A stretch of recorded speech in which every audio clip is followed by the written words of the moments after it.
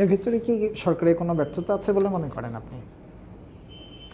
যেমন ইরান যুদ্ধ গেল। ব্যর্থতার কথা আমি এখনই বলবো না। জি জি এখনও তো ধরেন তাদের পলিসিগুলো বোঝা, সেই পলিসিগুলোকে তারা যে চালু করবার চেষ্টা করছেন সেটার সাফল্য বোঝা, এটা বোঝার তো সুযোগ পাওয়া যায়নি। তারা সোশ্যাল সেফটি নেটওয়ার্ক হিসেবে ফ্যামিলি কার্ড, কৃষক কার্ড, শ্রমিক কার্ড ইত্যাদি ইত্যাদি চালু করেছেন। জি এটা সম্পর্কেও কোনো বিশদ ব্যাখ্যা নেই। আর এটা যে কতখানি সফল হচ্ছে তার কোনো রিপোর্ট আমি কোথাও দেখিনি, কিন্তু উল্টাপাল্টা রিপোর্ট কিছু দেখেছি। আমি সেই রিপোর্টের ভিত্তিতে কোনো কমেন্ট করছি না। এইটার মধ্যে একটা ভালো চিন্তার দিক আছে জি জি সোশ্যাল সেফটি দেওয়ার জন্যে।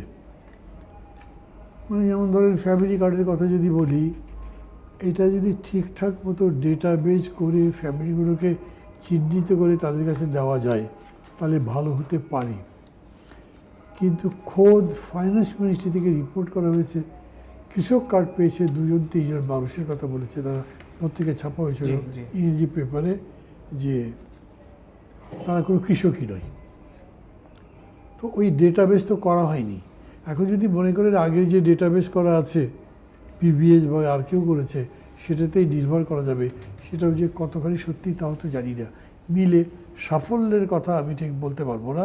তবে সরকার চেষ্টা করছেন, প্রধানমন্ত্রী খুব দৌড়ঝাঁপ করছেন, নতুন নতুন দৃষ্টিভঙ্গি দেওয়ার চেষ্টা করছেন।